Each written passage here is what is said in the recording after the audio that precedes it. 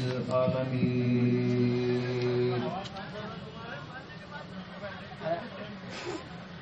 خالق المخلوقين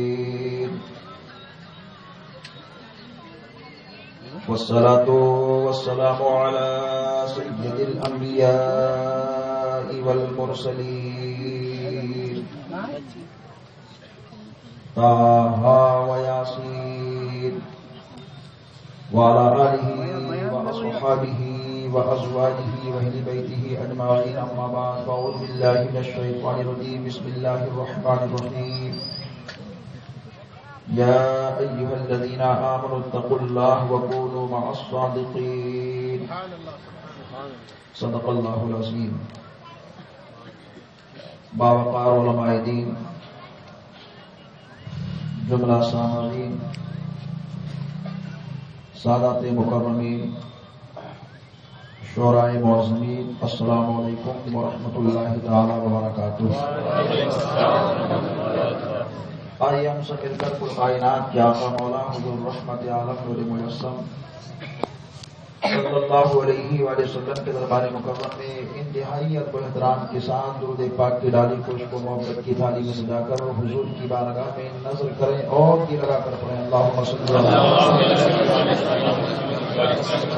محمد صلی اللہ علیہ وسلم محمد صلی اللہ علیہ وسلم وآلہ دائما سرمدا۔ نعمتیں بانٹتا جس سمت و ذیشان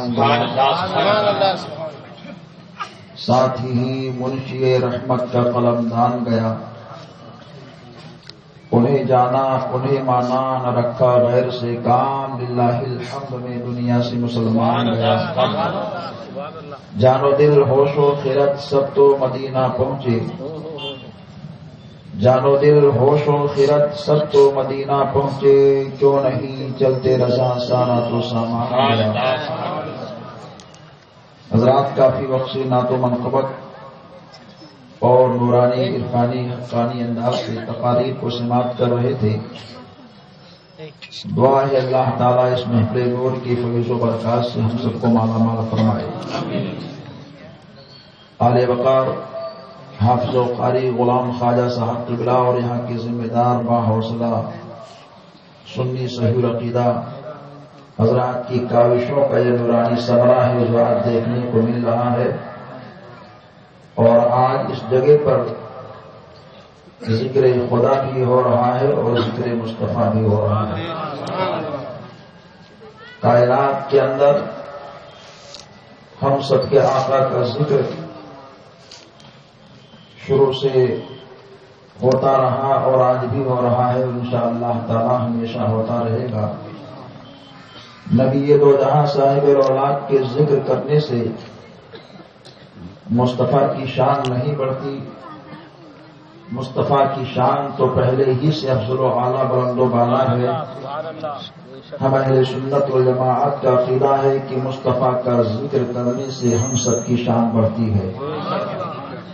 جس جگہ مصطفیٰ کی بات ہوتی ہے اس جگہ کی شان بڑھتی ہے، جس زبان سے مصطفیٰ کا ذکر ہوتا ہے اس زبان کی شان بڑھتی ہے، اور جس مکان کے اندر اللہ کی حبیب کا تذکرہ ہوتا ہے وہ مکان سارے مکانوں میں افضل و اعلیٰ بلند و بالا ہوتا ہے۔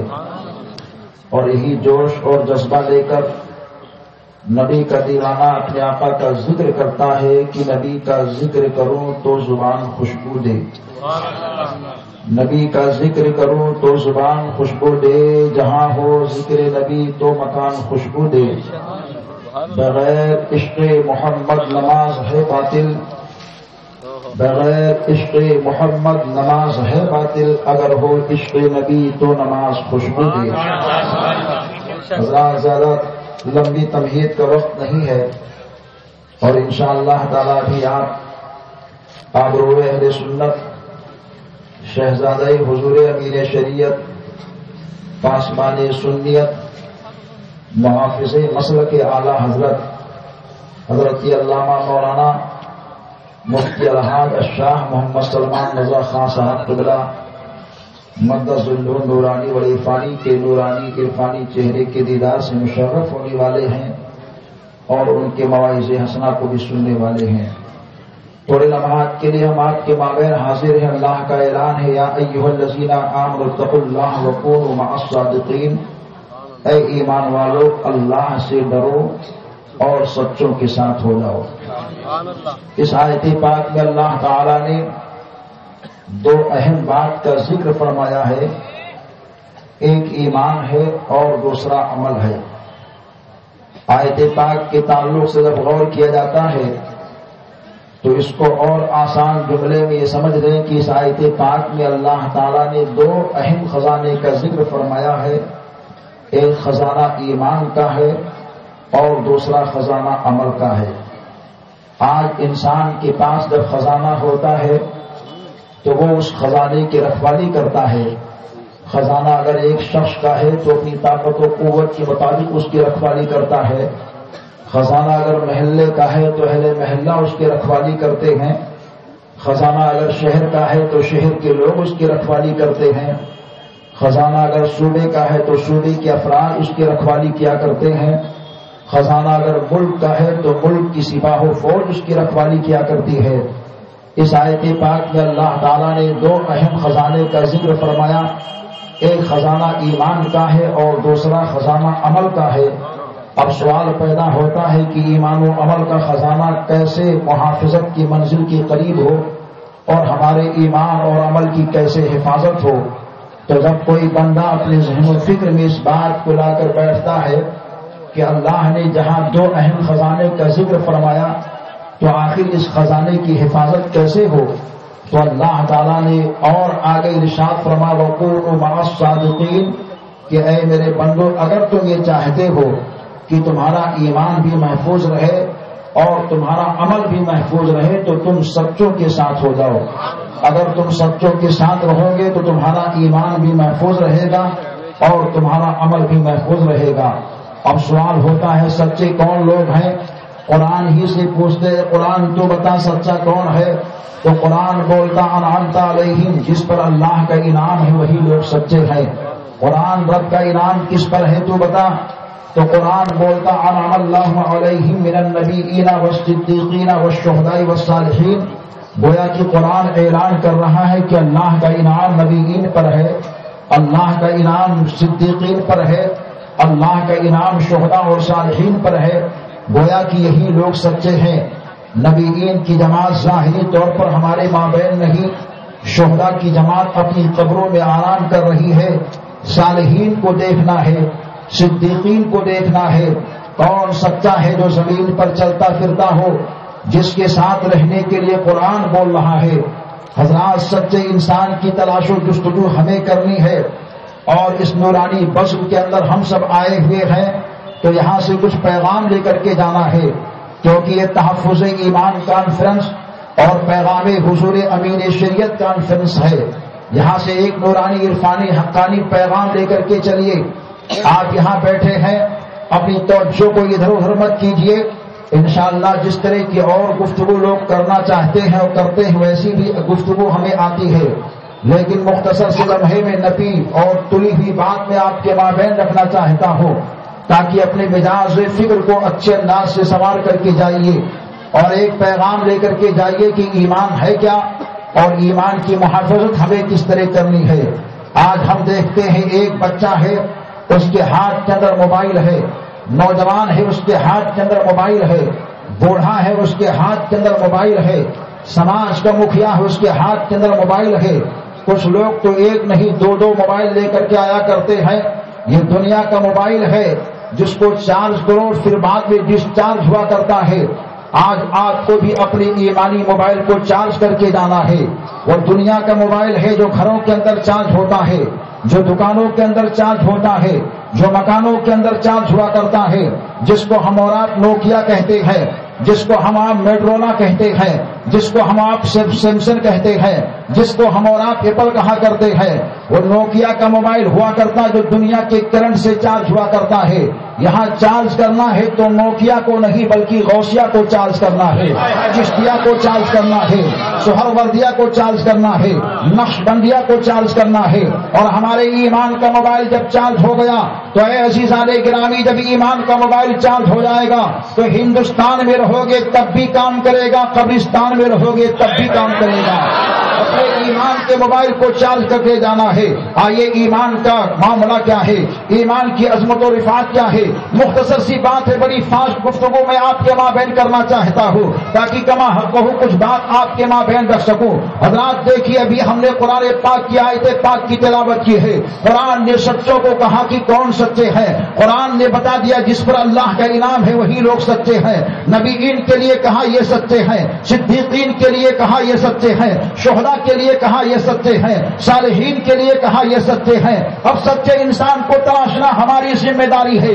سب سے پہلے اپنے گھر کو دیکھیں، ہمارے گھر کے اندر کون ایمان والا سچا ہے۔ اگر کوئی ایمان والا سچا ہے تو ہمیں اس کے پاس زیادہ بیٹھنا چاہیے۔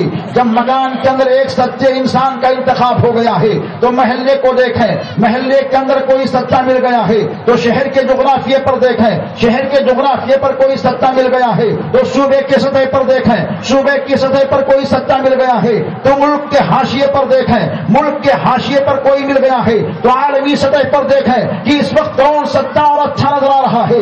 زمانے کے لوگ تلاشتے ہیں۔ حضرات یہ ہمارے ذہن کا خاکہ ہے تو میں آپ کے سامنے پیش کر رہا ہوں۔ ہو سکتا ہمارے کہنے کے مطابق آپ نے کسی کو سچا سمجھا ہو، لیکن آپ کی نظر میں وہ سچا تو ہو مگر اس کے دل کے اندر میل پایا جا رہا ہو، اس کے دل کے اندر کھوٹ پایا جا رہا ہو، اس کے ایمان کے اندر کجی پائی جا رہی ہو۔ اب میں آپ کے سامنے ایک ایسے انسان کو پیش کرنا چاہتا ہوں جس کو اپنوں نے بھی سچا کہا ہے، جس کو غیروں نے بھی سچا کہا ہے، جس کو چھوٹوں نے بھی سچا کہا ہے، جس کو بڑوں نے بھی سچا کہا ہے، جس کو اگلا نے بھی سچا کہا ہے، جس کو آلہ نے بھی سچا کہا ہے۔ وہ کون ہے؟ جب ہم دیکھتے ہیں تو بریلی شریف کی سرزمین پر ایک مفتی اعظم ہند کی ذات سچی نظر آیا کرتی ہے۔ ایسے سچے ہیں کہ آپ نے نظر ڈالی ہے تو جس پر نظر ڈالی اس کو بھی سچا بنا دیا ہے۔ آپ کے بارگاہ کرم کا وصول یہ ہے، مرید ہونے والے آ رہے ہیں، عہد و پیمان لیا جا رہا ہے، کہو مسلک اہل سنت پر قائم رہوں گا، نمازوں کی پابندی کرتا رہوں گا، برائیوں سے دور رہوں گا، بد مذہبوں کی صحبت سے دور رہوں گا، اور اس کے بعد میں وعدہ لیتے ہیں کہو جھوٹ نہیں بولوں گا۔ اس کے بعد میں حضور مفتی اعظم عالم یہ کہتے ہیں کہو میں نے اپنا ہاتھ غوث اعظم کے ہاتھ میں دیا۔ مرید ہونے والا خاموش بیٹھا ہوا ہے، آپ بولتے ہیں بولتا کیوں نہیں؟ اس نے کہا حضور ابھی آپ نے مجھ سے وعدہ لیا ہے کہ کہو جھوٹ نہیں بولوں گا، اور اسی وقت مجھ سے آپ جھوٹ بلوا رہے ہیں کیونکہ میں اپنا ہاتھ غوث اعظم کے ہاتھ میں نہیں بلکہ بریلی کے مفتی اعظم کے ہاتھ میں دے رہا ہوں۔ آپ سچے تھے، جلال آپ کو آتا ہے، اپنی سچی ٹوپی کو اٹھاتے ہیں، مرید ہونے والے کے سر پر رکھ دیا کرتے ہیں، جیسے ہی آپ کی ٹوپی پڑتی ہے فوراً وہ بولتا ہوا جا رہا ہے میں نے اپنا ہاتھ غوث اعظم کے ہاتھ میں دیا، میں نے اپنا ہاتھ غوث اعظم کے ہاتھ میں دیا، میں نے اپنا ہاتھ غوث اعظم کے ہاتھ میں دیا۔ جب مرید ہو گیا تو لوگوں نے کہا پہلے تو بولتا نہیں تھا مگر بعد میں بولنے سے رکتا نہیں تھا، تو مرید ہونے والا بولتا ہے جب تک میرے سر پر میری ٹوپی تھی تو میں کیا دیکھتا تھا؟ میرا ہاتھ مفتی اعظم کے ہاتھ میں ہے، لیکن جب میرے سر پر سرکار مفتی اعظم کی ٹوپی آ گئی ہے تو میں کیا دیکھتا ہوں؟ میرا ہاتھ مفتی اعظم کے ہاتھ میں نہیں بلکہ بغداد کے غوث اعظم کے ہاتھ میں نظر آ رہا ہے۔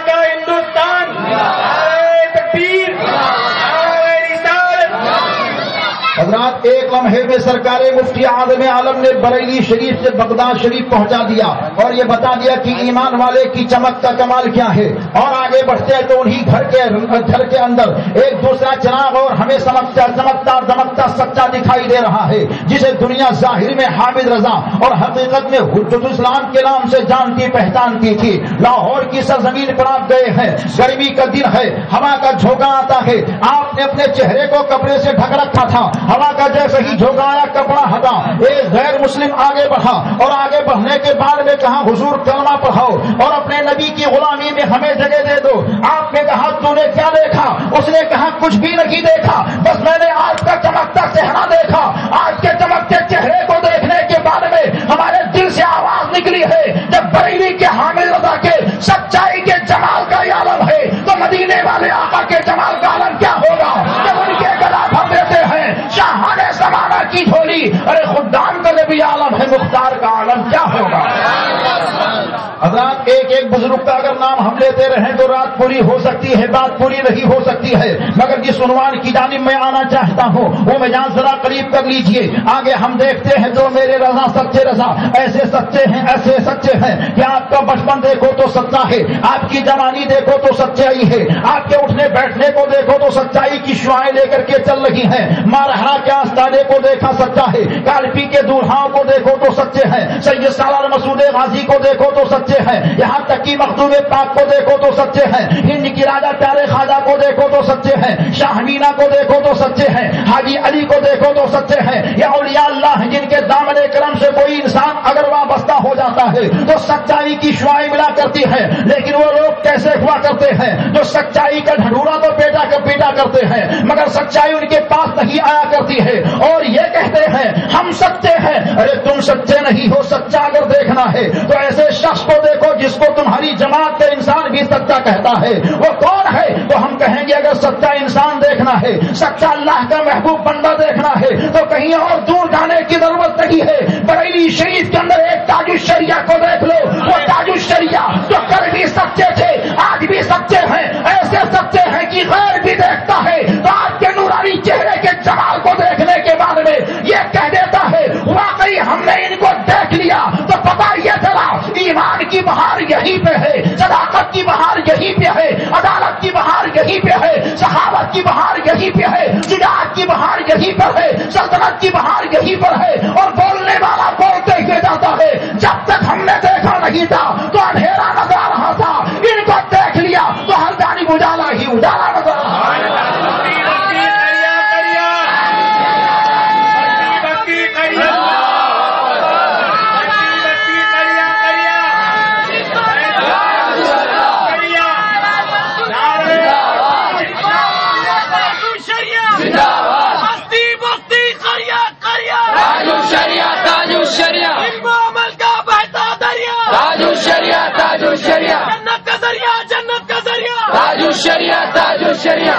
حضرات یہ بستی بستی ہی نہیں, آج جہاں دیکھو وہاں ہر جانب تاج الشریعہ کا نعرہ لگ رہا ہے. ریل میں چلو تو تاج الشریعہ کا نعرہ ہے, اور جیل میں جاؤ تو وہاں بھی تاج الشریعہ کا نعرہ ہے. آپ کہو گے جیل میں کیسے؟ ابھی قیدیوں کے مابین 1 مہینہ پہلے میں تقریر کرنے گیا تھا, قیدی سدھار ایک سمیلن رکھا گیا, اس کے اندر گیا تو میں تقریر کر رہا تو ایک قیدی اٹھ کر کے وہاں کہہ رہا تاج الشریعہ ہے. میرے تاج الشریعہ تیری مقبولیت کا کوئی جواب نہیں ہے. جہاں دیکھو وہیں تاج الشریعہ بڑھتے ہوئے جا رہے ہیں, جہاں دیکھو وہیں تاج الشریعہ چھاتے ہوئے جا رہے ہیں, جہاں دیکھو وہیں تاج الشریعہ ابھرتے ہوئے جا رہے ہیں, جہاں دیکھو وہیں تاج الشریعہ ایسے علم ڈالتے ہوئے جا رہے ہیں کہ ہر باطل کاپ رہا ہے تاج الشریعہ کے نام سے. ایسا کمال تاج الشریعہ کے اندر خدا نے دے دیا ہے, زیادہ دور جانے کی ضرورت نہیں ہے. 2015 عیسوی کے اندر نظام مصطفیٰ کانفرنس دہلی کے اندر ہوئی تھی. آپ لوگوں نے بھی اس کانفرنس کا اعلان سنا ہوگا. بارش ہو رہی تھی, رام لیلا میدان کے اندر بڑا ہجوم لگا ہوا تھا. میرے تاج الشریعہ اسٹیج پر جلوہ فرما ہے, اخباروں کے اندر اعلان ہو چکا تھا, بے شمار لوگ دیدار کے لیے پہنچ چکے تھے. انہیں دیکھنے والوں میں ایک بدعقیدہ انسان بھی پہنچ چکا تھا اور یہ کہا تھا میں نے تاج الشریعہ کا نام سنا ہے, چل کے دیکھتے ہیں کون ہے تاج الشریعہ. چنانچہ جب رام لیلا میدان کے اندر پہنچا اور جیسے ہی تاج الشریعہ کے چہرے کے چمک دمک کو دیکھا تو کہا کیا نورانی چہرہ ہے, کیا عرفانی چہرہ ہے, کیا چمکتا دمکتا چہرہ ہے. تو ایک سنی نوجوان جو اسی کے پاس میں بیٹھا ہوا تھا اس نے کہا اس سے پہلے کیا آپ نے ان کو نہیں دیکھا ہے؟ اس نے کہا نہیں میں آپ کی جماعت تو نہیں ہو. تو سنی جذبات میں آ جاتا ہے اور جذبات میں آ کر کے کہا تو اپنی جماعت کے سارے کٹ ملا کو بلا لے, وہابیوں کو بلا لے, دیوبندیوں کو بلا لے, رافضیوں کو بلا لے, نیچریوں کو بلا لے, ساری سماج کے لوگوں کو بلا لے اور سب کو رام لیلا میدان میں دن میں بٹھا لے تو سب کے آنے سے یہاں اندھیرا ہوگا. اور میرے ایک تاج الشریعہ کو اندھیری کوٹری میں بٹھا دے تو ہر جانب اجالا ہی اجالا ہوگا.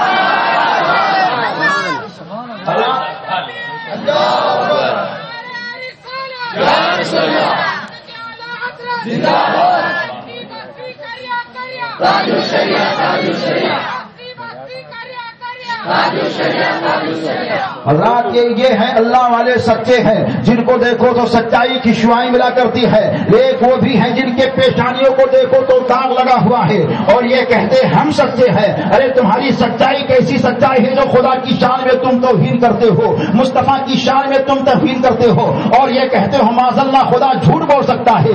نبی دو جہاں صاحب الاولاد کے تعلق سے ان لوگوں کا عقیدہ یہ ہے کہ وہ ہمارے بڑے بھائی ہیں معاذ اللہ، اور اس کے بعد میں نبی دو جہاں کی برابری کا دعویٰ وہ کرتے ہیں، نبی کی میلاد کو کنہیا کے جنم کی طرح وہ کہتے ہیں، نبی کے قیام کو شرک اور بدعت سے تشبیہ ہو دیتے ہیں، نبی پاک کے سلام پر پابندی وہ لگایا کرتے ہیں۔ کیسی بھول بھلیا کی ہوائیں وہ چلا رہے ہیں اور آج کا نوجوان بہکتا ہوا جا رہا ہے، ڈگمگاتا ہوا جا رہا ہے، ان کے دام فریب کے قریب ہوتا ہوا جا رہا ہے۔ اے نوجوانوں سنو، ان کے چہرے کو دیکھنے کے بارے میں جب تم دیکھو گے تو پتہ یہ چلے گا کہ وہاں گھور ہی گھور ہے، اور میرے تاج الشریعہ والوں کے چہرے کو دیکھو گے تو یہ پتہ چلے گا کہ یہاں نور ہی نور ہے۔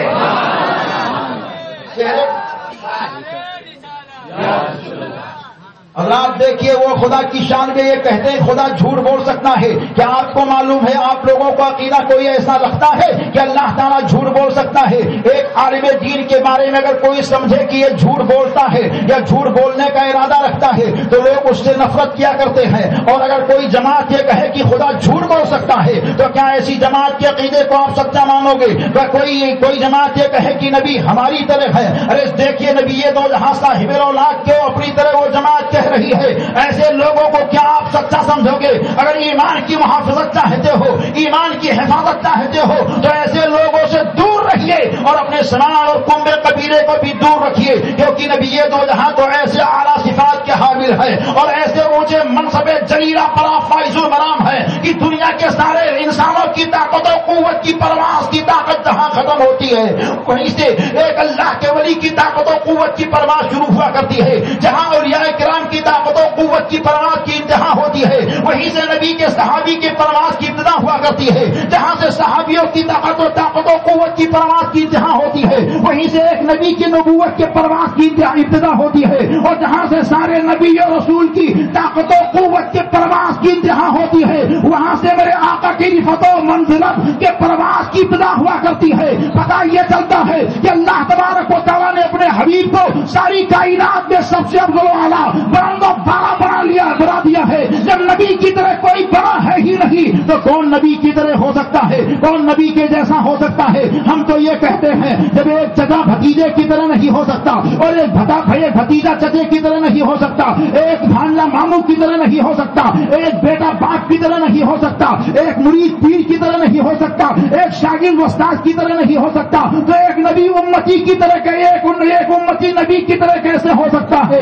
اور ایسا عقیدہ جو رکھتا ہے وہ کتنا گھناؤنا عقیدہ رکھتا ہے۔ ارے ہم تو یہ کہتے ہیں یہ اللہ والے ہیں، نبی یہ دو جہاں ہے، انہی سے بے کساں ہے، ان کی شان تو بڑی بلند و بالا افضل والا ہے۔ ارے زمین پر چلتے پھرتے جب ایک تاج شریعہ کا جواب نہیں ہے تو زمین میں آرام فرما امین شریعت کا جواب کہاں ملے گا؟ فقیہ ملت کا جواب کہاں ملے گا؟ برہان ملت کا جواب کہاں ملے گا؟ حافظ ملت کا جواب کہاں ملے گا؟ مفتی اعظم کا جواب کہاں ملے گا؟ حجت اسلام کا جواب کہاں ملے گا؟ ارے جب ان کا جواب نہیں ہے تو سارے حضرتوں کے حضرت اعلیٰ حضرت کا جواب کہاں ملے گا؟ ہند کے راجا پیارے خواجہ کا جواب کہاں ملے گا؟ پیرا میرا شاہ جینا کا جواب کہاں ملے گا؟ ارے جب ان کا جواب نہیں ہے تو کربلا کے تاجدار حسین اعظم کا جواب کہاں ملے گا؟ جب حسین پاک کا جواب نہیں ہے تو سید الولی پیارے علی کا جواب کہاں ملے گا؟ حضرت عثمان بن عفان کا جواب کہاں ملے گا؟ عمر فاروق کا جواب کہاں ملے گا؟ ابو بکر صدیق کا جواب کہاں ملے گا؟ جب نبی کے صحابیوں کا جواب نہیں ہے تو عیسیٰ مسیح کا جواب کہاں ملے گا؟ موسیٰ کلیم کا جواب کہاں ملے گا؟ ابراہیم خلیل کا جواب کہاں ملے گا؟ ارے جب نبی اور رسول کا جواب نہیں ہے تو ہم سب کے آقا دونوں عالم کے سرکار کا جواب کہاں ملے گا؟ جب ان کے گلا بھر دیتے ہیں شاہان زمانہ کی جھولی، ارے خدام کا نبی عالم ہے، مختار کا عالم کیا ہوگا؟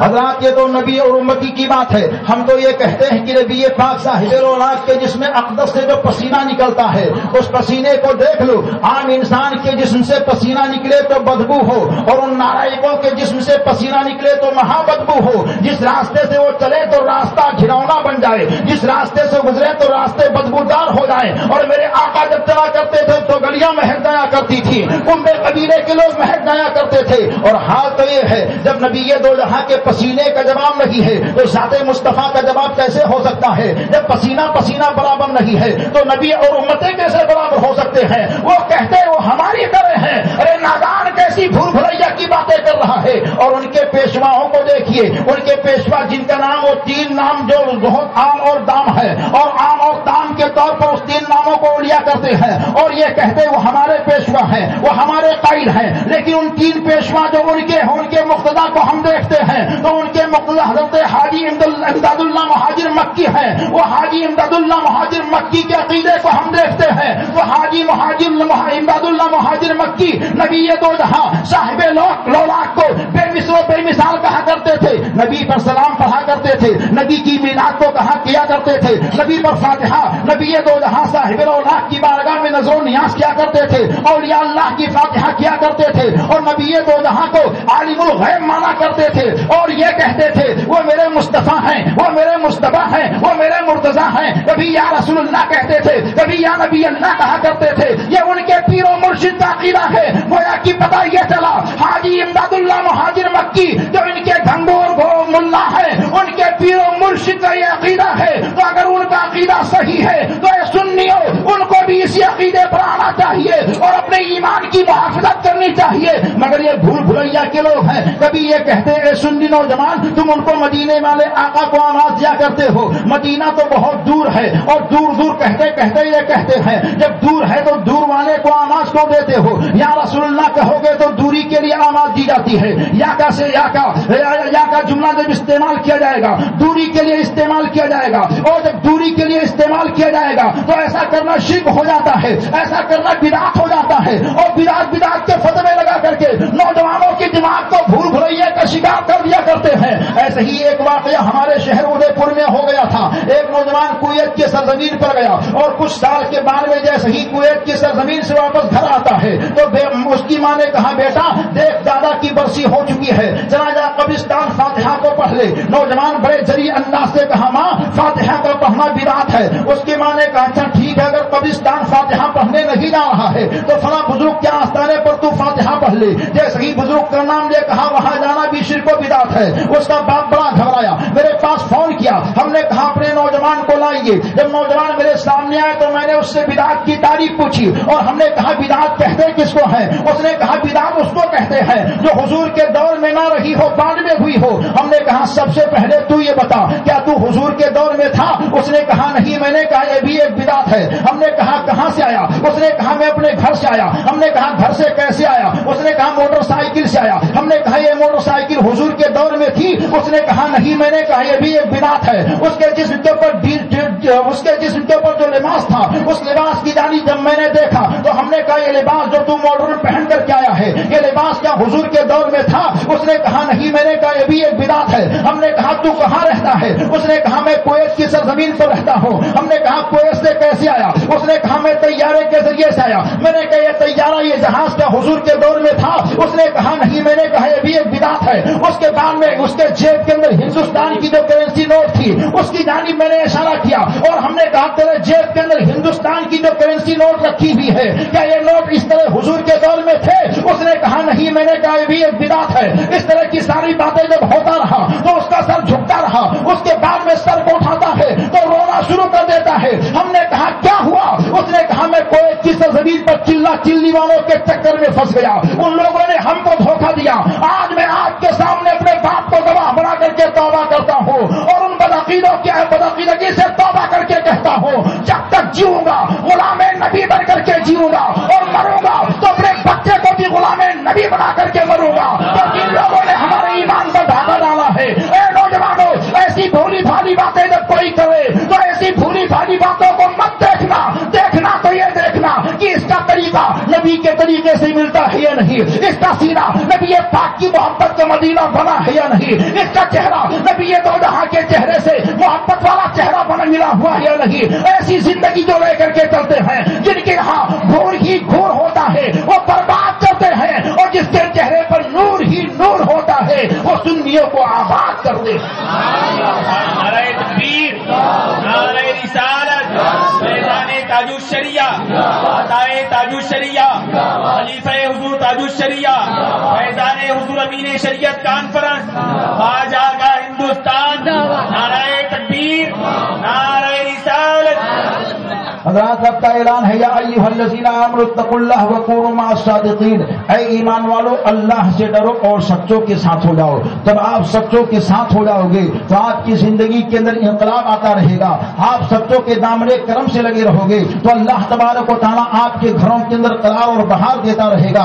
سچے انسان کی پہچان یہ ہے کہ جو سچا کام سچا اللہ کا محبوب بندہ کیا کرتا ہے، ہم سب وہ سچے کام کیا کریں۔ ایمان و عمل کی نوری کھیتی کو ہم سب سیچتے رہے، ایمان ہمارے پاس ہے، ہم اس کا دعویٰ کرتے ہیں اور دلیل بھی لوگوں کو دیا کرتے ہیں، اور عمل کی کھیتی ہماری بالکل گڑبڑ چل رہی ہے۔ اے سنیو، اپنے ایمان کی بھی محافظت کرتے رہو اور اپنے عمل کے لیے بھی اپنے آپ کو تیار کرتے رہو۔ آج نمازوں کی کمی ہمارے یہاں پائی جا رہی ہے، ذکر و اذکار کی کمی ہمارے یہاں پائی جا رہی ہے۔ آج ہمارے اندر بے عملی کا ماحول ایسا بڑھتا ہوا جا رہا ہے جس کی کوئی بات نہیں کی جا سکتی ہے۔ ایسی بے عملی جس کے لیے آج جو سنی علماء یہ بار بار مسجدوں میں بھی کہتے ہیں، کتابوں کے اندر بھی اس کا اعلان ہوا کرتا ہے، لیکن ہم بے عملی کے شکار ہوتے ہوئے جا رہے ہیں اور یہ سوچتے ہیں کہ ہم بہت بڑا کام کر رہے ہیں۔ اے نوجوانوں اور اے بزرگوں، ہم کو عمل کے لیے بھی اپنے آپ کو آگے بڑھانا ہے، اور ایسی زندگی ہماری اور آپ کی اچھی ہونی چاہیے جس کی مثال غوث اعظم کی تعلیمات سے ہونی چاہیے، امیر شریعت کے تعلیمات سے ہونی چاہیے۔ سرکار غوث اعظم رضی اللہ تعالیٰ عنہ کے نورانی ذکر و فکر اور ان کے فیض و برکات سے مالا مال ہونے والوں، وہ غوث اعظم جس کو ہر جماعت کے لوگوں نے اللہ کا محبوب بڑی تصور کیا ہو جانا اور مانا ہے، کیسی شان ان کو اللہ نے دے رکھی ہے۔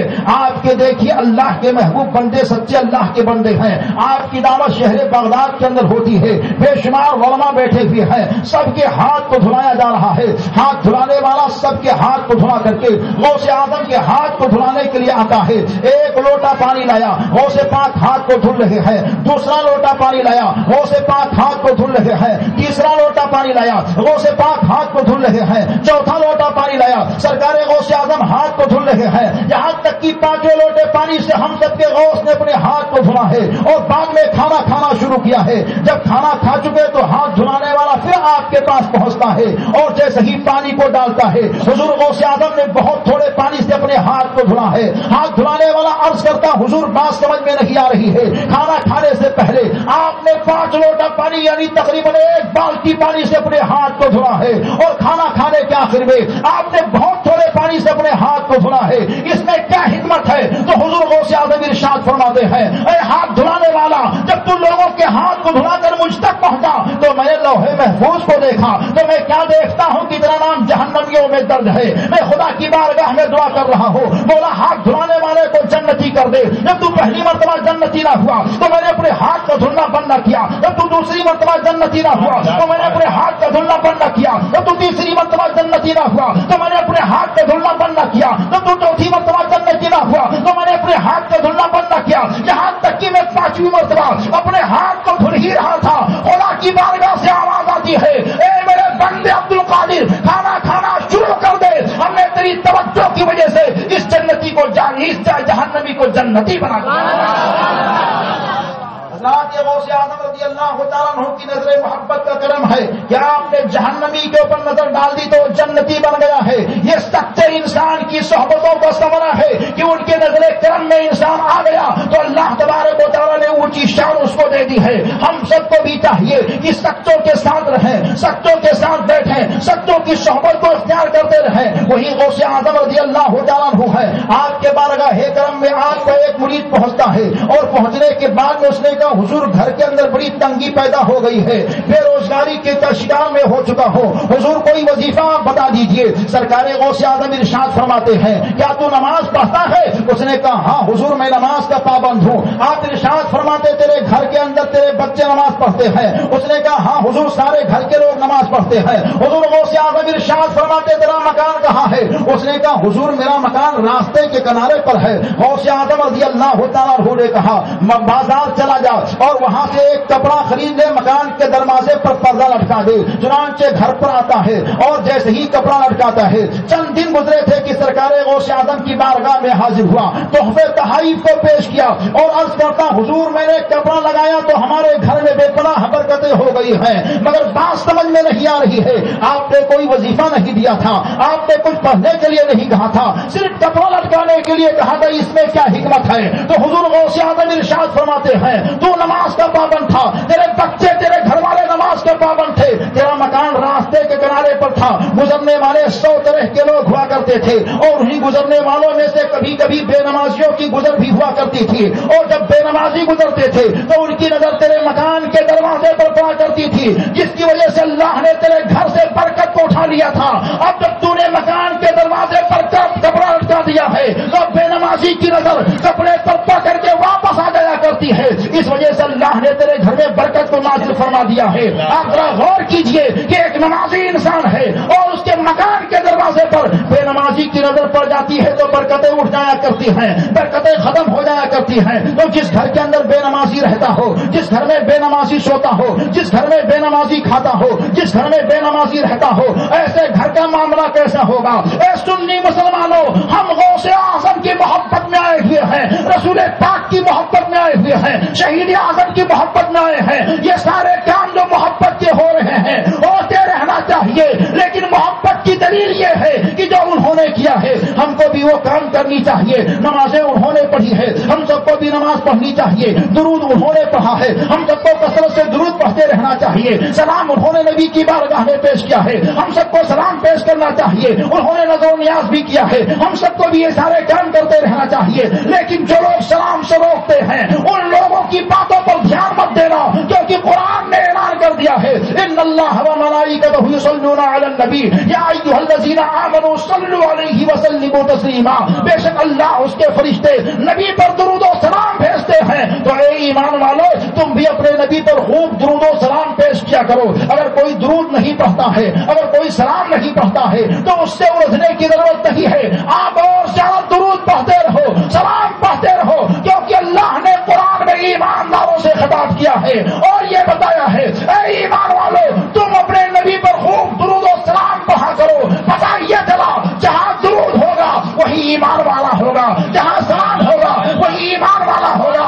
اب کوئی درود و سلام سے روکتا ہے تو سمجھ لو کہ وہاں ایمان نہیں ہے، جہاں درود و سلام پڑھا جاتا ہے سمجھ لو کہ وہاں ایمان موجود ہے۔ نعرہ تکبیر، نعرہ رسالت، مسلک اعلی حضرت، علماء اہل سنت، خواجہ کا ہندوستان، فیضان حضور امین شریعت کانفرنس، نعرہ تکبیر، نعرہ رسالت۔ ماہر عملیات حضرت علامہ تصور قادری صاحب تشریف فرما ہے، ان کے گھر پہ جب میں گیا تو کیا دیکھا وہاں اعلیٰ حضرت کے گنبد کا توغرا لگا ہوا ہے اور وہاں یہ شعر لکھا ہوا ڈال دی قلب میں عظمت مصطفیٰ سیدی اعلیٰ حضرت پہ لاکھوں سلام۔ جب ان کے ذات سے میں آگاہی چاہی اور کچھ معلومات کرنی چاہی تو پتہ یہ چلا کہ انہوں نے بدعقیدوں کی مسجد میں 13 دن تک پہنچ کر کے صلاۃ و سلام کو پڑھا ہے۔ اے سنیوں، یہ کیسے ایمان والے ہیں جو غیروں کی مسجدوں میں پہنچ کر کے سلام کو پڑھا کرتے ہیں؟ ارے ہم کو اپنی مسجد ہی میں نہیں بلکہ اپنے گھر گھر میں نبی پر سلام پڑھنا چاہیے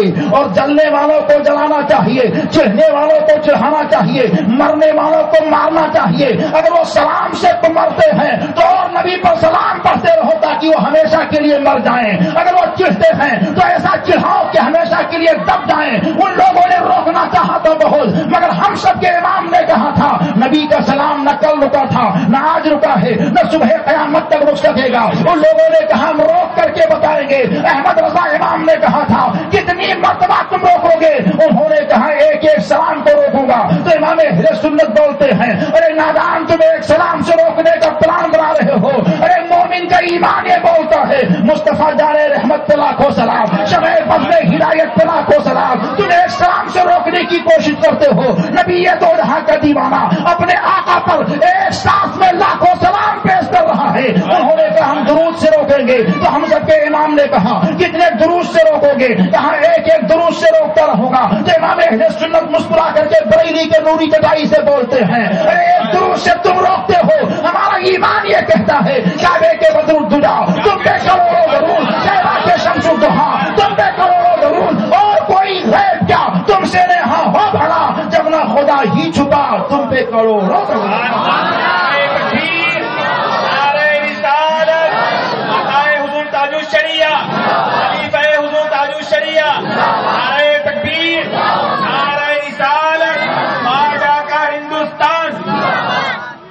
روکنے والی کی ٹولیاں رک گئی ہے، روکنے والوں کی جماعت رک گئی ہے، روکنے والوں کی بولیاں رک گئی ہے، مگر نبی کا سلام نہ کل رکا تھا نہ آج رکا ہے نہ صبح قیامت تک رکے گا. یہ سلام کہاں نہیں ہو رہا ہے؟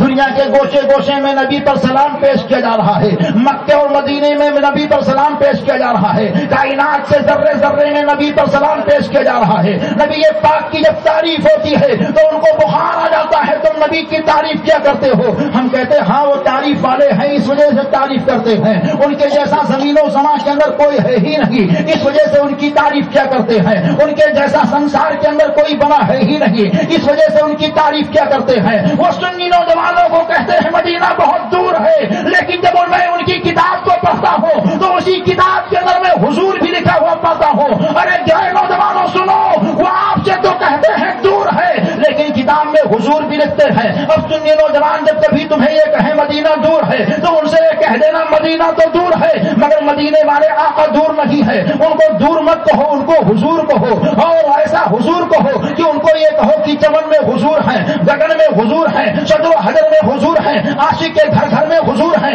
کائنات کے ذرے ذرے میں حضور ہیں. جب وہ بہکانے کی بات کریں تو ان سے یہ کہہ دینا کہ کون کہتا ہے دور رہتے ہیں بلکہ آنکھوں میں نور رہتے ہیں. اے جنت تو آغاز کر میرے دل پر کیونکہ میرے دل میں حضور رہتے ہیں.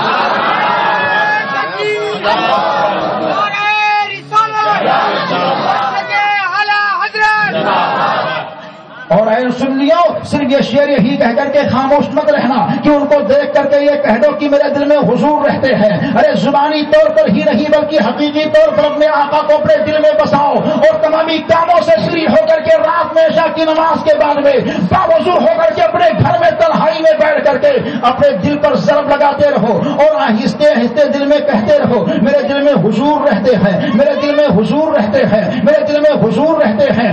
آپ کہیں گے کیا فائدہ ہوگا؟ ارے فائدہ تو آپ خود بتاؤ گے اور ہر عاشق کو بتاؤ گے کہ ہم نے یہ وظیفہ کیا یہ فائدہ ہمیں ہوا ہے. کیا کیا فائدہ ہوا؟ کم سے کم 40 دن کر کے وظیفہ دیکھو، اس کے بعد میں کہنا کیا فائدہ ہوا ہے. جب آپ اس وظیفے کی پابندی کرتے رہو گے تو ابلیس پوری ٹولیوں کے ساتھ آئے گا کیونکہ اپنے دل کے اندر اپنے آقا کو آپ بسا رہے ہو اور جس کے سینے کے اندر نبی پاک بس جایا کرتے ہیں، جس کے سینے کے اندر نبی پاک کی محبت کا چراغ جل جایا کرتا ہے اور دشمنوں سے مقابلہ کیا کرتا ہے، بددلوں سے مقابلہ کیا کرتا ہے اور نہ جانے کیسے کیسے لوگوں سے مقابلہ کیا کرتا ہے. اس کے لب و لہجے کے اندر نبی پاک کی محبت کی بات ہوا کرتی ہے.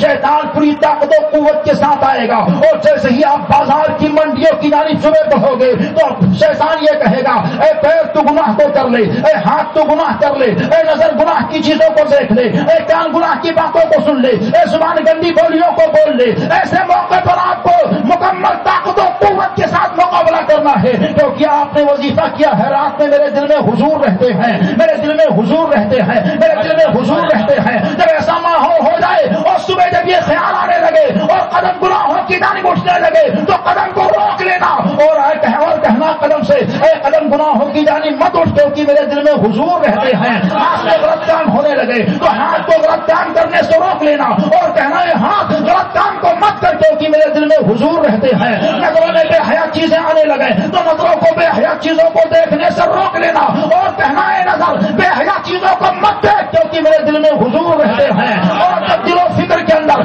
گندے سوچ گندے خیالات آنے لگے تو ان سارے خیالات کو اپنے آپ سے دور کر لینا اور کہنا ہے گندے خیالات میرے خیالوں سے نکل جاؤ، کیونکہ میرے دل میں حضور رہتے ہیں۔ جب آپ اس انداز سے اپنے آقا کو سینے میں بساؤ گے تو ایک دن آپ گھر کے اندر بیٹھ کر کے یہ کہو گے میرے دل میں حضور رہتے ہیں، میرے دل میں حضور رہتے ہیں، تو آپ کا دل مچل کر کے کہے گا اے نبی کا دیوانہ، تو روزانہ یہ کہتا تھا میرے دل میں حضور رہتے ہیں، آج تیرا دل کہہ رہا ہے ضرور رہتے ہیں۔ آج تیرا دل کہہ رہا ہے وہ یہ محبت سے اب جس کو اپنے آقا کو اپنے دل میں بسانا ہے للکار کر بولے ضرور رہتے ہیں۔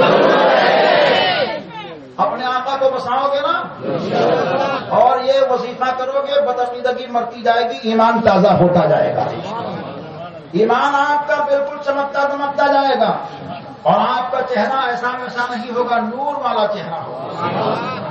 اور آپ نے اگر پوری زندگی اس وظیفے کی پابندی کر لی نمازوں کی پابندی کے ساتھ تو موت تو سب کی آنی ہے، آ کے ہی رہے گی، نہ ایک لمحہ پہلے نہ بعد۔ جو ٹائم فکس ہو گیا اسی وقت موت آئے گی، اور جب موت آئے گی نہلانے والا نہلائے گا، کفن پہنانے والا کفن کو پہنائے گا، کاندھے پر اٹھانے والا اٹھائے گا، قبرستان لے کر کے جانے والا جائے گا، قبر میں لٹانے والا لٹائے گا، مٹی دینے والا مٹی دے کر کے واپس قدم جب آئے گا تو آپ نے زمین پر اپنے دل کے اندر یہ کہا تھا اور اپنے زبان سے یہ کہا تھا کہ میرے دل میں حضور رہتے ہیں، میرے دل میں حضور رہتے ہیں۔ جب قبر میں لوگ لٹا کر کے واپس آئیں گے تو ہر جہاں جانب اندھیرا ہی اندھیرا رہے گا، تو وہاں کچھ کہنے کی ضرورت نہیں ہوگی۔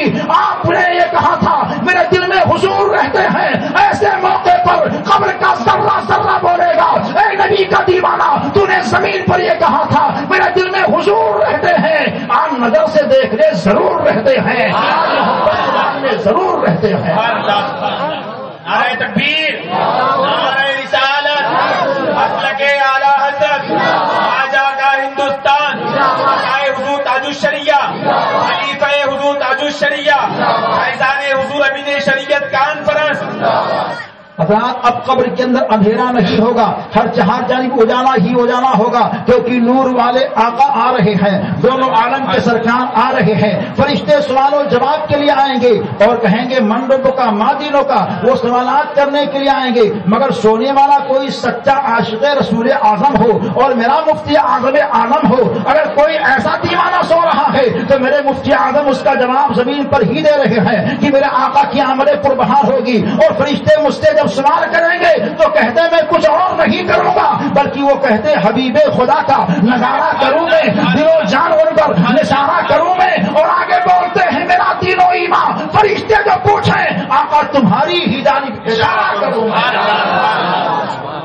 میرا دین و ایمان، فرشتے جو پوچھیں آقا تمہاری ہی جانب اشارہ کروں میں۔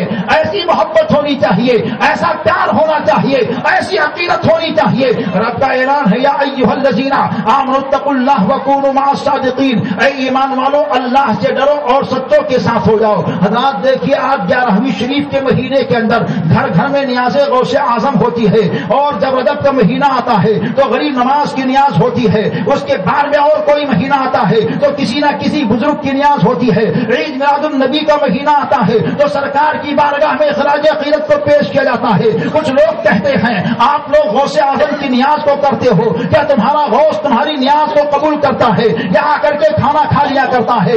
آؤ آپ کو 200 سال پرانا ایک واقعہ پیش کرتا ہوں۔ میرے غوث اعظم کو مثال کیے ہوئے دنیا سے تشریف لے جائے ہوئے 600 سال کا عرصہ گزر گیا تھا، اور اس کے بعد میں ایک واقعہ مصر کی سرزمین کا پورا ہوتا ہے، اور آج سے تقریباً 200 سال پرانا ہے، یہاں تک کہ یہ پتا چلتا ہے 800 سال زندگی میرے غوث اعظم کی جو زمین سے زمین میں گئی ہے انہی کے دور کا نورانی واقعہ ہے۔ 200 سال پرانا کیا واقعہ ہے؟ مصر کی سرزمین کا ایک رہنے والا عبداللہ مصری ہے جو غوث پاک کا سچا دیوانہ شیدائی فدائی تھا، ہر سال غوث پاک کی نیاز کو دھوم دھام شان و شوکت کے ساتھ کیا کرتا تھا۔ ایک دن ایسا ہوتا ہے اس نے اپنے بیٹے کو بلایا اور بلانے کے بعد میں کہا بیٹا دیکھ میں نحیف و ناتواں کمزور ہو چکا ہوں, بیماری ہمارے قریب بالکل آتی ہوئی جا رہی ہے. فلاں تاریخ کو میرے گھر میرے غوث کی نیاز ہے. جب سے ہم نے ہوش سنبھالا ہے غوث پاک کی نیاز تو میں بڑی پابندی سے کرتا ہوا آیا ہوں. اے بیٹا فلاں تاریخ کو میرے غوث کی نیاز میرے گھر کے اندر ہے, اگر اس دن میری موت ہو جائے تب بھی میرے غوث کی نیاز کو مت روکنا, میرے لاش کو کسی بند کمرے کے اندر رکھ دینا. بیٹے نے کہا ٹھیک ہے ابا حضور. چنانچہ آج غوث پاک کی نیاز کی تیاری ہو ہی رہی تھی. اسی اسنا کے اندر عبداللہ مصری کا انتقال ہو جاتا ہے. بیٹا اپنے باپ کے لاش کے اوپر کفن کے کپڑے کو ڈال دیتا ہے, ایک کمرے کے اندر بند کر دیا کرتا ہے. نیاز تیار ہو گئی, مصر کے لوگ آتے رہے کھاتے رہے جاتے رہے. آخر میں ایک اللہ والا آتا ہے. آنے کے بعد میں کہا عبداللہ مصری کہاں ہے؟ بیٹا آگے بڑھا, کہا کیا کام ہے؟ کہا ہم کو نیاز کھانی ہے. عبداللہ مصری کے بیٹے نے کہا ٹھیک ہے آپ بیٹھیے میں نیاز لاتا ہوں اور آپ کھائیے. کہا نہیں نہیں, دعوت اس نے مجھ کو دی ہے, میں اسی کے ساتھ بیٹھ کر کے نیاز کو کھاؤں گا. اتنا سننا ہوتا عبداللہ مصری کا بیٹا جو صبح سے لے کر اب تک طے کرے صبر کا مجسمہ بنا ہوا تھا, آنکھوں سے آنسو بہ نکلتے ہیں اور بھرائی ہوئی آواز میں کہا اللہ والا میرا باپ غوث پاک کا دیوانہ تھا. اس نے یہ کہا تھا بیٹا میرے غوث کی نیاز کو مت روکنا, اگر اسی دن میری موت ہو جائے تب بھی غوث پاک کی نیاز نہیں رکنی چاہیے. آج میرے باپ نے غوث پاک کی نیاز رکھی تھی اور آج ہی ان کا انتقال ہو گیا ہے. میں نے ان کے لاش کو ایک بند کمرے کے اندر رکھ چھوڑا ہے. چنانچہ اللہ والے نے کہا مجھ کو لے چل, وہاں لے کر کے چل. حجرہ کھولا جاتا ہے. اللہ ہمارا لاش کے پاس گیا اور جانے کے بعد میں عبداللہ مصری کے لاش کے قریب کھڑے ہو کر کے سینے پر ہاتھ رکھ کر کے اللہ والے نے کہا مجھ کو بلا کر کفن کے کپڑے کو اوڑھ کر کے سو رہا ہے, اے سونے والا اٹھ کر بیٹھ جا. اتنا کہنا ہوتا عبداللہ مصری جو انتقال کر گئے تھے فوراً اٹھ کر بیٹھ جاتے ہیں. نظروں کے سامنے دیکھا تو ایک نورانی چہرہ ہے, ایک عرفانی چہرہ ہے, ایک چمکتا چمکتا چہرہ ہے. انہوں نے اپنے بیٹے سے کہا بیٹا جان جا پہچان جا مان جا. عبداللہ مصری کا بیٹا بولتا ہے باپ جان کس کو جانوں کس کو پہچانوں کس کو مانوں؟ تو عبداللہ مصری بولتے بیٹا یہ کوئی اور نہیں, یہی پیرانے پیر غوث اعظم دستگیر ہے.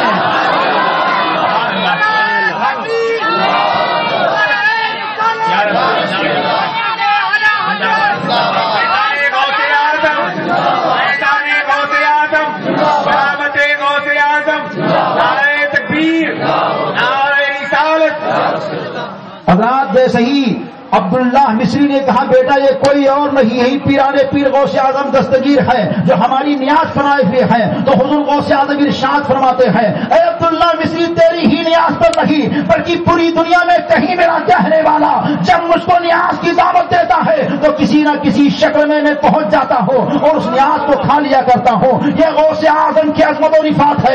اے سنیوں اپنے غوث کی نیاز کرتے رہنا. آپ کے باپ داداؤں نے کیا ہے یہ طریقہ رائج رکھنا, لیکن جو لوگ بدعت کا فتویٰ لگاتے ہیں, شرک کا فتویٰ لگایا کرتے ہیں, ان کے پاس کوئی مضبوط دلیل نہیں ہے کہ نیاز کو روکیں. ان کے پاس کوئی مضبوط دلیل نہیں ہے جو فاتحہ کو روکیں. اور جو سنی نوجوان ہوتا ہے وہ کسی چیز سے رکتا نہیں بلکہ دھوم دھام سے کرتا رہتا ہے. گونڈہ کی سرزمین پر ایک سنی نوجوان کی شادی ایک بدعقیدہ لڑکی سے ہو گئی. جب لڑکی سے شادی ہو جاتی ہے وہ بھی مضبوط لڑکی تھی. چنانچہ جب دلہن بن کر کے گھر کے اندر آتی ہے نوجوان نے کہا بھائی فاتحہ لگا دو. اس کے کان تک آواز پہنچتی ہے, فاتحہ لگا دی گئی کھانے پر. جیسے ہی کھانا دلہن کو پیش کیا گیا کہا ہم نہیں کھائیں گے. کہا کیا وجہ ہے؟ کہا فاتحہ کا گانا کھانا شرک ہے. جیسے ہی نوجوان کے کان تک آواز پہنچی کہ دلہن نے یہ کہا فاتحہ کا کھانا شرک ہے, اس نے کہا توبہ توبہ کیسی بدعقیدہ عورت آ گئی ہے جو ہمارے گھر کو بدعقیدگی کے جراثیم سے پر کرنا چاہتی ہے. نوجوان نے کہا کب تک نہیں کھاؤ گی؟ اس نے کہا جب جب فاتحہ ہوگا نہیں کھائیں گے.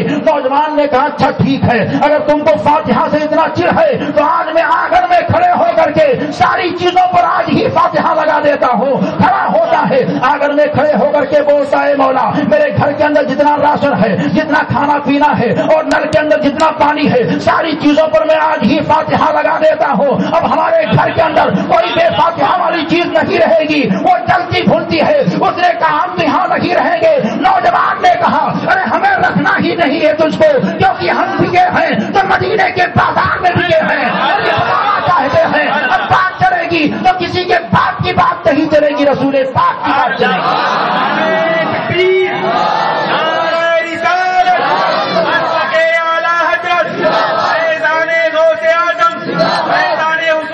شریعت کانفرنس آج آقا ہندوستان, نعرہ تکبیر, نعرہ رسالت. ایمان اتنا مضبوط بناؤ، ایمان اتنا کامل بناؤ کہ دیکھنے کے بعد میں بدعقیدہ خود دو کوس دور بھاگتا رہے اور یہ سوچتا رہے یہ مضبوط ٹن سنی اعلیٰ حضرت کا دیوانہ ہے، اعلیٰ حضرت کا مستانہ ہے۔ ایسا ماحول بنا لو، ایسا ماحول بنا لو کہ آپ کو دیکھنے کے بعد میں ہر کوئی یہ سوچے کہ واقعی یہ پکا نبی کا دیوانہ ہے۔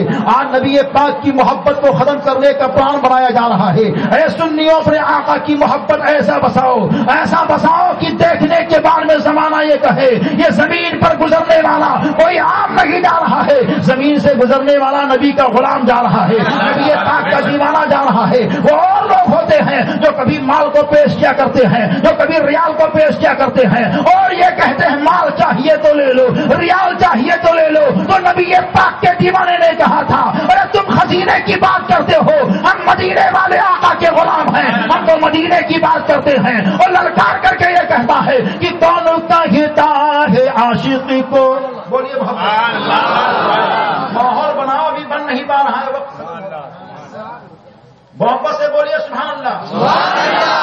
کون کہتا ہے عاشقی کو خزینے کی ضرورت ہے، بولیے سبحان اللہ۔ ارے بھائی کوئی غریب بولی تو نہیں ہے نا، بہت آسان جملے میں ہم نے تقریر کی ہے، اور آسان جملے میں جب تقریر کرنے کی باری ہے تو کبھی الفاظ ادھر ادھر بھی ہو گئے۔ اپنے معیار سے ہٹ کر کے بات میں نے آپ کے سامنے کی ہے، چونکہ کچھ لوگوں نے کہا تھا عام فہم بات ہونی چاہیے، تو عام فہم بات ہی میں نے کی، کوئی بہت بڑا لمبا چوڑا ہمالیہ پہاڑ آپ کے سر کے اوپر نہیں ڈالا ہے۔ تو جب کوئی بات اچھی لگے تو کیا کہہ دے سبحان اللہ، ایک بار اپنے آقا کو گواہ بنا کر بولے یا رسول اللہ۔ عقیدوں کو جلانے کے لیے یہ کہیے ایک مرتبہ بلند آواز سے یا علی، اور اپنے امام احمد رضا کو یاد کر کے بولو یا رضا۔ مکمل ٹناٹن سننی رہیے، وہ مال کو پیش کرے تو آپ یہ کہنا ہمیں مال نہیں چاہیے، ہمیں تو آمنہ کے لال کی محبت چاہیے، اور یہ کہنا کہ تانوں کا ہیتا ہے عاشقی کو خزینے کی ضرورت ہے، تانوں کا ہیتا ہے عاشقی کو خزینے کی ضرورت ہے، غلام مصطفیٰ کو بس مدینے کی ضرورت ہے، مصطفیٰ کو بس مدینے کی ضرورت ہے، گلے گل تم مہکتے ہو مہکتے ہی رہو ہر دم، ہمیں بس اپنے آقا کے، ہمیں بس اپنے آقا کے پسینے کی ضرورت ہے، مصطفیٰ کو بس مدینے کی ضرورت ہے۔ رب کا اعلان ہے یا ایھا الذین آمنوا اتقوا اللہ وکونوا مع الصادقین، اے ایمان والو اللہ سے ڈرو اور سچوں کے ساتھ ہو جاؤ، سچوں کے ساتھ رہو گے تو آپ کے اوپر نظر کرم کی برسات ہوتی رہے گی اور اللہ والوں سے ملاقات ہوتی رہے گی۔ یہ ہندوستان کے اندر جتنے سلاسل پائے جاتے ہیں، بلکہ ہندوستان ہی کے نہیں پوری دنیا کے اندر جتنے بھی سنی صحیح العقیدہ بزرگوں کے سلسلے پائے جاتے ہیں، یہ سب سچے سلسلے ہیں اور مدینے والے آقا تک پہنچانے والے سلسلے ہیں۔ ہندوستان کی سرزمین پر بے شمار سلسلے ہیں، چشتی ایک سلسلہ ہے، سہروردی ایک سلسلہ ہے، نقشبندی ایک سلسلہ ہے، ابوالولائی ایک سلسلہ ہے، برکاتی ایک سلسلہ ہے، رضوی ایک سلسلہ ہے، حشمتی ایک سلسلہ ہے، مخدومی ایک سلسلہ ہے، اشرفی ایک سلسلہ ہے، یار علوی ایک سلسلہ ہے۔ یہ سارے سلسلے ہیں، کل میدان محشر میں یہ سارے سلسلے ایک جھنڈا کے نیچے ہوں گے، اور وہ جھنڈا قادری جھنڈا ہوگا، قادری جھنڈا حسینی جھنڈا کے نیچے ہوگا، حسینی جھنڈا علی جھنڈا کے نیچے ہوگا، علی جھنڈا عثمانی جھنڈا کے نیچے ہوگا، عثمانی جھنڈا فاروقی جھنڈا کے نیچے ہوگا، فاروقی جھنڈا صدیقی جھنڈا کے نیچے ہوگا، اور صدیقی جھنڈا لواء الحمد کے نیچے ہوگا۔ لواء الحمد ہم سب کے آقا دونوں عالم کے سرکار کے دستے پاک میں ہوگا۔ مصطفیٰ لواء الحمد کو لے کر کے کہیں گے مولا یہ صدیق تیرا ہے، یہ فاروق تیرا ہے، یہ عثمان تیرا ہے، یہ سعد و سعید تیرے ہیں۔ اے مولا جتنے نیکوکار ہیں سب تیرے ہیں، اور جتنے گنہگار ہیں سب میرے ہیں۔ جیسے ہی مصطفیٰ یہ کہیں گے تو ابو بکر آگے بڑھیں گے، عمر آگے بڑھیں گے، عثمان آگے بڑھیں گے، اور یہ کہیں گے کہ اے مولا آپ خلوت میں آپ کے ساتھ، جلوت میں آپ کے ساتھ، سفر میں آپ کے ساتھ، حضر میں آپ کے ساتھ، غار میں آپ کے ساتھ، مزار میں آپ کے کے ساتھ اور آج آپ گنہگاروں کے ساتھ ہیں، تو ایسا کریں کہ گنہگاروں کے گناہ کو کچھ قرض کے طور پر ہم کو دے دیں اور ہماری نیکیاں کچھ ان کو دے دیں۔ جیسے ہی اللہ والے یہ بولیں گے تو اللہ تبارک و تعالیٰ کے نبی تاجدار بطحا صلی اللہ علیہ وسلم سے عرض کریں گے کہ یا رسول اللہ، تاکہ ہم بھی آپ کے ساتھ ہو جائے۔ اسی کی ترجمانی کو بریلی کے تاجدار امام اہل سنت اعلیٰ حضرت نے اپنے شعر میں پیش کیا ہے اور مسکرا کر کے جواب دیا ہے، کیا ہی ذوق افزا شفاعت ہے تمہاری واہ واہ، قرض لیتی ہے گنہ پرہیزگاری واہ واہ۔ مصطفیٰ یہ کہیں گے مولا نیکوکار تیرے گنہگار میرے، نیکوں کا بخشنا تیرا کام ہے اور گنہگاروں کو بخشوانا میرا کام ہے۔ اللہ، گنہگار ہونا انسان کی فطرت ہے، انسان گنہگار رہتا ہے، لیکن گنہگار رہنا پسند کر لینا، نبی کے غدار رہنا کبھی پسند مت کرنا، رہنا تو نبی کے وفادار بن کر کے رہنا، نبی دو جہاں کے سچے شہدائی فدائی بن کر کے رہنا، اور جو بھی مانگنا مدینہ شریف کے آقا دونوں عالم کے سرکار کا تصدق مانگنا، اور مصطفیٰ کے تصدق سے جب کوئی چیز ملا کرتی ہے تو اللہ تبارک و تعالیٰ اس میں تکمیل عطا فرماتا ہے، پائے تکمیل تک اس زندگی کو روشنی اور تابنا کی زندگی دے دیا کرتا ہے۔ اور میرے مفتی اعظم عالم جب بولتے ہیں تو یہ کہتے ہیں یا نبی اللہ، آپ کا دیوانہ کون نہیں ہے؟ آدم آپ کے دیوانے، نوح آپ کے دیوانے، عیسیٰ موسیٰ آپ کے دیوانے، ابو بکر و عمر آپ کے دیوانے، علی و عثمان آپ کے دیوانے، سعد و سعید آپ کے دیوانے، طلحہ زبیر آپ کے دیوانے، کربلا کے حسین آپ کے دیوانے، ہند کے راجا پیارے خواجہ آپ کے دیوانے، اور اس کے بعد میں ساری دیوانگیوں کی دیوانوں کی لسٹ کو تیار کرتے ہیں تو اس کے بعد میں مفتی اعظم عالم بولتے ہیں یا رسول اللہ، تو شمع رسالت ہے، عالم تیرا پروانہ، تو راہ نبوت ہے، اے جلوے جانانا، اور اس کے بعد میں کہتے ہیں کھاتے ہیں تیرے در کا، پیتے ہیں تیرے در کا، پانی ہے تیرا پانی، دانا ہے تیرا دانا۔ تو جو بھی کھائیے نبی دو جہاں کا صدقہ کھائیے، جو بھی پیجیے نبی دو جہاں کا صدقہ پیجیے، اور مصطفیٰ جان رحمت کے بارگاہ کرم کی بہاروں کو لیتے رہیے۔ رات کی تاریکی جب ہو جائے، مکان کا دروازہ جب بند کرنے کی باری آ جائے، تو رات کی تاریکیوں میں سارے کاموں سے فری ہونے کے بعد میں جب مکان کا دروازہ بند کرو تو بسم اللہ الرحمن الرحیم کو پڑھ کر کے بند کیا کرو، کیونکہ حدیث پاک میں ہے اللہ کے نبی ارشاد فرماتے ہیں جس مکان کا دروازہ اللہ کے نام کو لے کر کے بند کیا جاتا ہے، اللہ تبارک و تعالیٰ اس گھر کو تمامی اعلیٰ براس کے لیے صبح تک محفوظ و مامون کر دیا کرتا ہے۔ اور جب صبح اٹھو تو بسم اللہ الرحمن الرحیم کو پڑھ کر کے اپنے مکان کا دروازہ کھولو، جس کے مکان کا دروازہ رب کا نام لے کر کے کھولا جاتا ہے، اللہ تعالیٰ اس کے گھر کے اندر خیر و برکت کو نازل فرما دیا کرتا ہے۔ اے سنیو، ہم یہ سب کام کب کریں گے؟ اور جب کھانا کھاؤ تو رب کا نام لے کر کے کھایا کرو، اور جب کھانا کھا چکو تو اللہ کا شکر بجا لایا کرو، اور یہ کہہ دیا کرو الحمدللہ رب العالمین۔ پانی پیجیے تو بیٹھ کر کے پیا کیجیے، 3 سانس میں پیا کیجیے، بسم اللہ شریف پڑھ کر کے پیا کیجیے، اور جب بھی خوشبو لگائیے تو نبی دو جہاں پر درود پڑھتے رہیے، سلام کو پڑھتے رہیے۔ کسی سنی مسلمان کو دیکھو تو مسکرا دیا کرو اور محبت سے سلام پیش کر لیا کرو، اور جب بھی اپنے گھر کے اندر داخل ہو تو اپنے گھر والوں کو سلام پیش کیا کرو، اور اگر گھر میں کوئی نہ رہے تو اپنے آقا پر سلام پیش کیا کرو۔ اس کی پابندی کرو، اگر اس کی پابندی آپ کرتے رہو گے تو پیغام حضور امین شریعت عام ہوتا رہے گا، مسلک اعلیٰ حضرت کا نعرہ لگتا رہے گا، اور بدعقیدہ گھر گھر سے بھاگتا رہے گا، گلی گلی سے بھاگتا رہے گا۔ اے سنیو، بہت سو چکے ہو، اب سونے کی ضرورت نہیں ہے، اب تو جاگنے کی ضرورت ہے، کیونکہ جب کوئی سنی سوتا ہے تو اپنے اعمال کو کھوتا ہے، اور جب جاگتا ہے تو شیطان بستیوں سے بھاگتا ہے، اور شیطانوں کو بھگانے کی ضرورت ہے۔ شیطان کو بھگانے کے لیے تلوار نہیں چاہیے، شیطان کو بھگانے کے لیے امام احمد رضا کا کردار چاہیے۔ نعرہ تکبیر، نعرہ رسالت، مسلک اعلیٰ حضرت، عشق محبت، عشق محبت، نعرہ تکبیر، نعرہ رسالت۔ اور حضرات، یہ سارے کام کرنے کے ساتھ کلمہ شریف پڑھتے رہیے کثرت سے۔ آقا بطحا صلی اللہ علیہ وآلہ وسلم نے مکہ المکرمہ کی سرزمین پر قوم سے جب خطاب فرمایا تو یہ کہا تھا یا ایھا الناس قولوا لا الہ الا اللہ تفلحوا، اے لوگوں لا الہ الا اللہ کہو تم کامیاب رہو گے۔ آقا بطحا نے جب مکے کی سرزمین پر اس کلمہ محبت کو عام کیا تو مکے کے لوگوں نے کہا ہم اس کو روکیں گے۔ سرکار نے کہا یہ رکنے والا کلمہ نہیں ہے، انہوں نے کہا کہ ہم اس کو روکنے کے لیے آپ کے راستے میں کانٹے بچھائیں گے. پیغمبر نے کہا تھا کانٹوں سے چل کر کے اس کلمے کو آگے بڑھاتا رہوں گا. ان لوگوں نے کہا آپ کے لیے گڈھے ہم کھودیں گے. پیغمبر نے کہا گڈھوں کو پار کر کے بھی اس کلمے کو آگے بڑھاتا رہوں گا.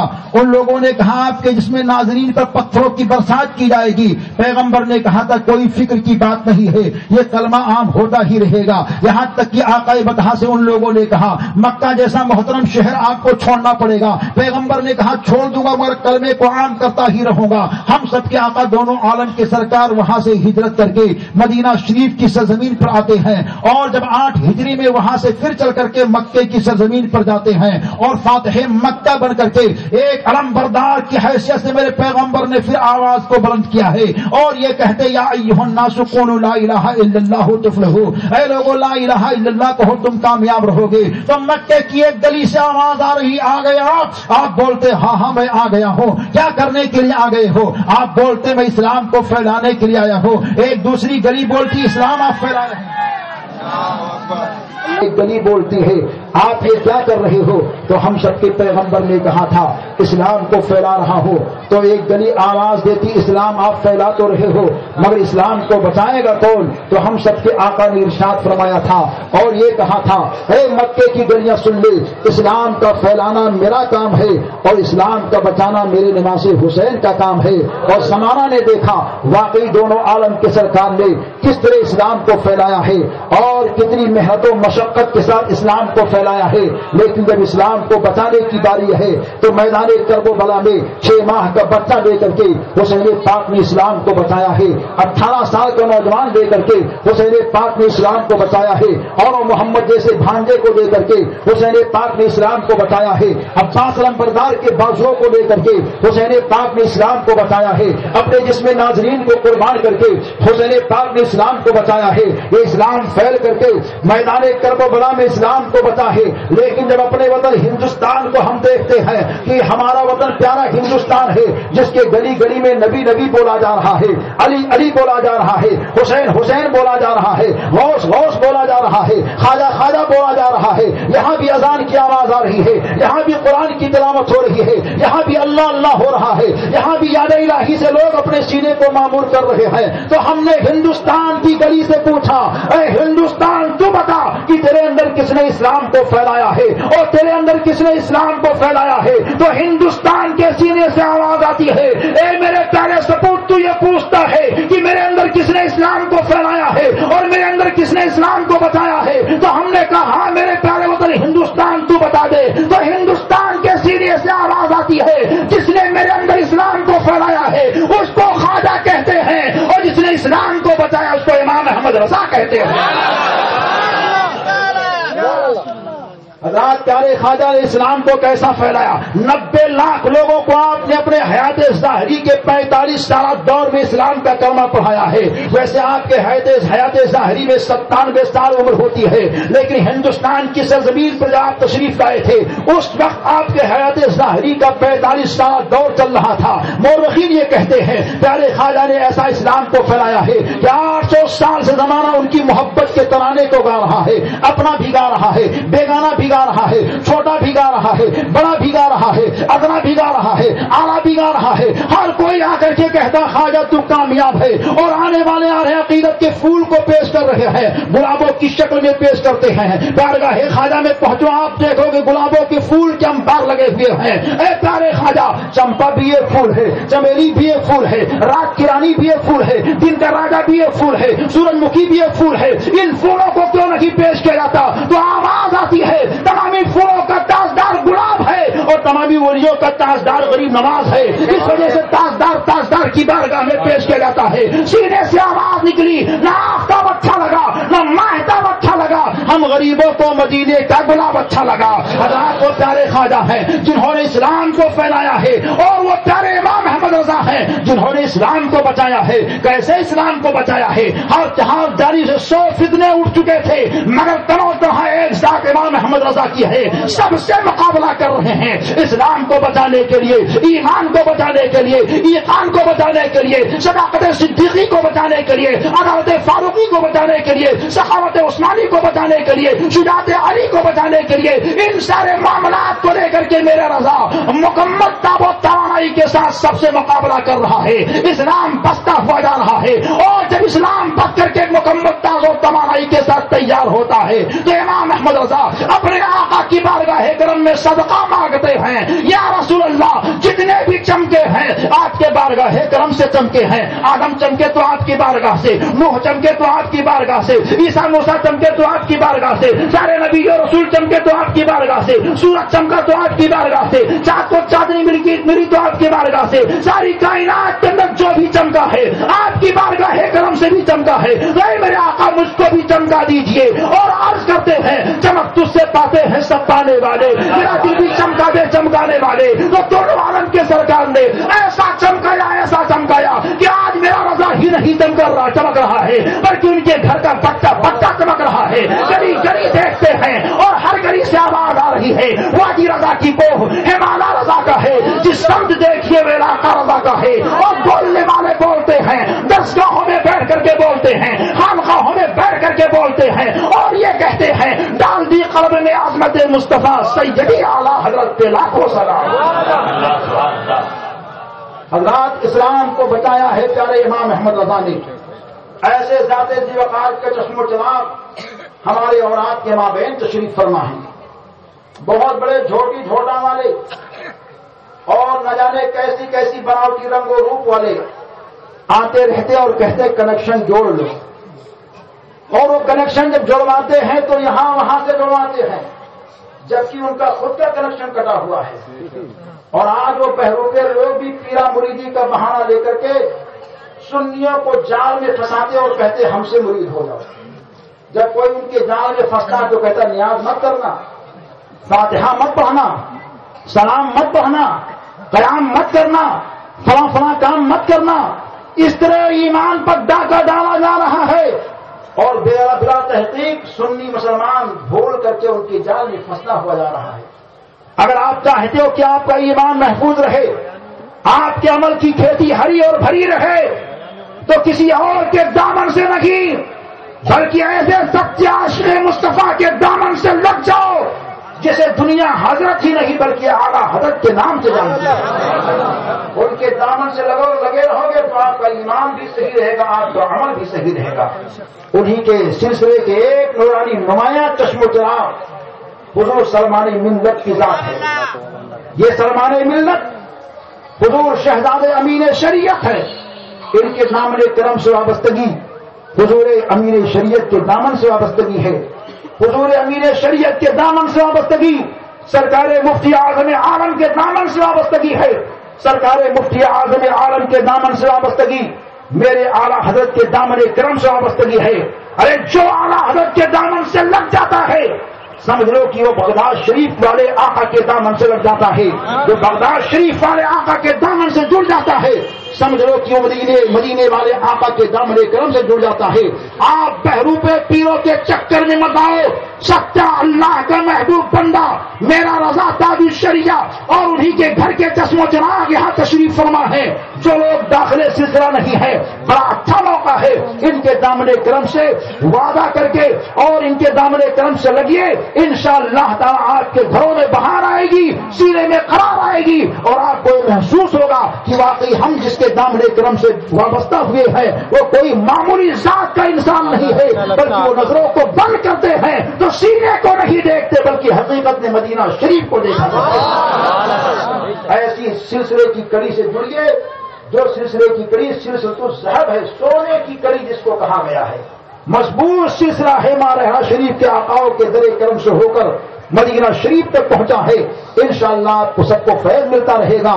رب کا اعلان ہے یا ایھا الذین آمنوا اتقوا اللہ وکونوا مع الصادقین. اے ایمان والو اللہ سے ڈرو اور سچوں کے ساتھ ہو جاؤ۔ حضور والا کی عمل پربہار ہوئی، ان کی موجودگی میں تقریر کیا کی جائے، ان کی موجودگی میں بات ہوئی ہے تاکہ حضور دعا فرما دیں ہم سب کا بیڑا یہاں بھی پار ہو جائے اور ہم سب کا بیڑا وہاں بھی پار ہو جائے۔ یہ قصے لطیف ابھی ناتمام تھا، جو کچھ بیان واضح بات تھا۔ السلام علیکم ورحمۃ اللہ وبرکاتہ۔